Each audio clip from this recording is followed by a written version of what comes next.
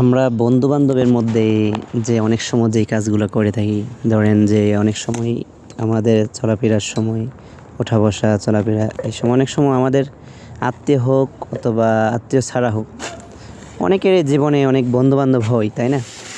যাদের সাথে ওঠা বসা, চলাফেরা, লেনদেন অনেক সম্পর্ক হয়। এখন বিষয়টা হচ্ছে যে বিষয়টা বলবো যে বেশি উপকারে কি নতুন বন্ধুরা আসে নাকি পুরান বন্ধুরা আসে?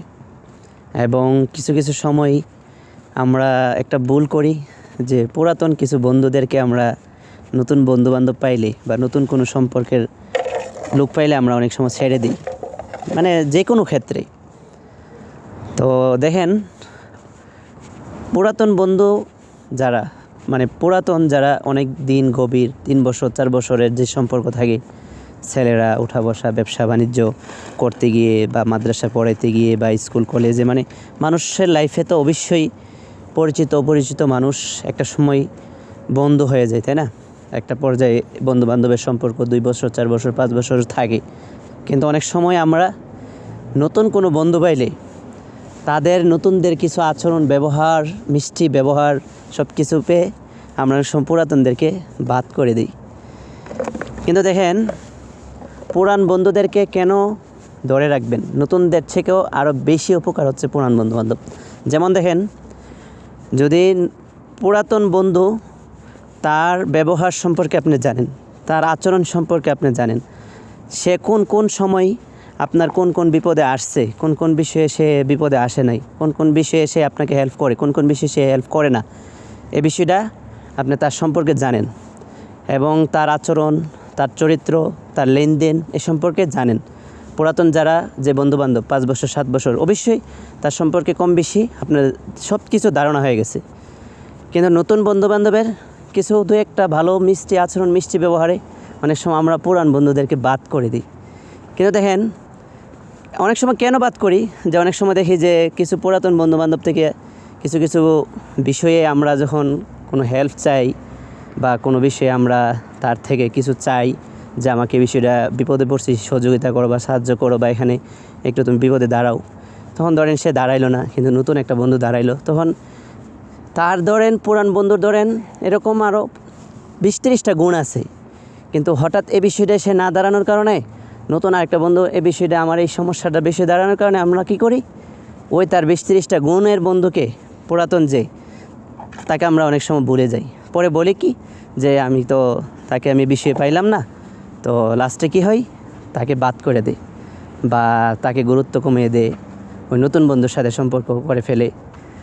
পরে লাস্টে কী দেখা যায়, যে পুরাতনের মধ্যে যে 20-30টা গুণ ছিল, যার সাথে নতুন বন্ধু করছে তার সাথে 20-30টা গুণ তো দূরের কথা, 2-1টা গুণও বা 2-4টা গুণও পাওয়া অনেক কঠিন হয়ে যায়, অনেক কঠিন হয়।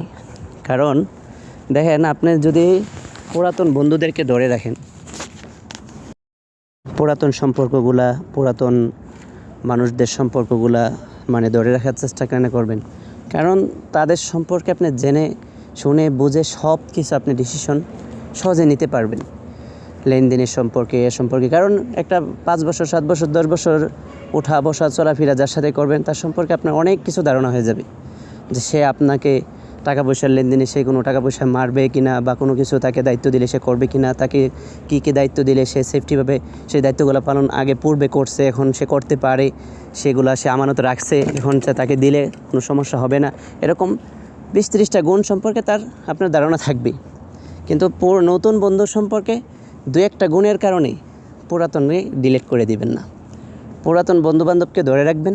নতুন যদি আরও ভালো বন্ধুবান্ধব আপনাদের জীবনে লাইফে আসে, তাদেরকে ধরে রাখেন। হয়তোবা পুরাতন বন্ধুদেরকে দিয়ে তাদের যে আপনার যে পূর্বের যে বিপদগুলা দিয়ে বা পূর্বের সমস্যাগুলা তাদেরকে দিয়ে যেভাবে উদ্ধার হয়েছেন, এরকম যদি জীবনের লাইফে আর কোনো হেল্প দরকার হয়, তাকে দিয়ে সে করতে পারবেন, হেল্প নিতে পারবেন।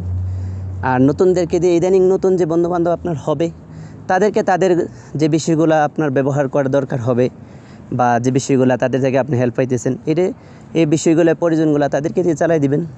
কিন্তু যদি নতুন পেয়ে পুরাতন ছেড়ে দেন, তাহলে মনে রাখবেন আপনার অনেক অনেক সমস্যার সম্মুখীন হতে হবে। আমি দিচ্ছি আমাদের জীবনের লাইফেও, জীবনে মানে অল্প সময়ও যতটুকু দেখছি যে নতুন বন্ধুবান্ধব থেকে পুরাতন বন্ধুবান্ধব সবচেয়ে বেশি গুরুত্বপূর্ণ। ঠিক আছে, এজন্য নতুন কোনো মানুষ আপনার ব্যবসার জীবনের লাইফে হোক, ব্যবসার লাইফে হোক, পড়াশোনার লাইফে হোক, তারপরে যে কোনো বিজনেসের লাইফে হোক, প্রবাসের লাইফে হোক, যদি আপনার নতুন কোনো বন্ধুবান্ধব হয়, নতুন কোনো মানুষের সাথে পরিচিত হয়, তাদেরকে আপনি রাখেন আর পুরাতনদেরকেও রাখেন। এমন যেন না হয় নতুন দু একজন পাওয়ার কারণে পুরাতনদেরকে আপনি বাদ করে দিলেন, সম্পর্ক নষ্ট করে দিলেন, ডিলিট করে দিলেন। তো এই জন্য আমি মনে করি আমার দৃষ্টিতে পুরাতন বন্ধুবান্ধব ধরে রাখা অনেক ভালো। কারণ যাদের সাথে আপনার চলাফেরা ওঠা বসা মোটামুটি 5 বছর 7 বছর 10 বছর হয়ে যায়, তাদের সম্পর্কে আপনি যতটা মানে ধারণা আছে, তাকে কোন কোন কাজে আপনি পাইবেন, সেটা নতুন বন্ধু থেকে সহজে পাইবেন না, বা সেই ধারণাগুলো আপনার মধ্যে নাই। বুঝতে পারছেন? অনেক সময় অনেক পুরাতন বন্ধুবান্ধব দিয়ে অনেক ফ্যামিলির অনেক দায়িত্ব, বাবা মার অসুস্থতা, ভাই বোনের সমস্যা, টাকা পয়সার লেনদেনের সমস্যা, কোথাও আপনি বিপদে পড়ছেন, কোথাও আপনার কোনো কিছু হেল্প দরকার হয়েছে, বা অনেক কিছু সম্পর্কে পুরাতন বন্ধুবান্ধব দিয়ে ধরেন আপনি অনেক পূর্বে হেল্প পাইছেন, এবং কিছু কিছু বিষয় আমানত দিলেন, কিছু কিছু বিষয় তাকে দিয়ে আপনার বাসায় পাঠাইলেন, কিন্তু এরকম অনেক গুণগুলা তার মধ্যে আপনি জানেন যে সেই দায়িত্বগুলো করছে, এই জন্য তাকে ধরে রাখবেন।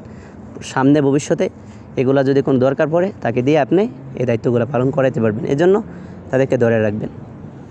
তো যাই হোক, আর নতুন বন্ধুবান্ধব দিয়ে তাদেরকে যদি আপনার ভালো লাগে রাখেন, তাদের সমস্যা নেই, কিন্তু এটা খেয়াল রাখতে হবে মানব জীবনে চলতে ফিরতে উঠতে বসতে মানুষ লাগবে, মানুষের সাথে মানুষ লাগবে।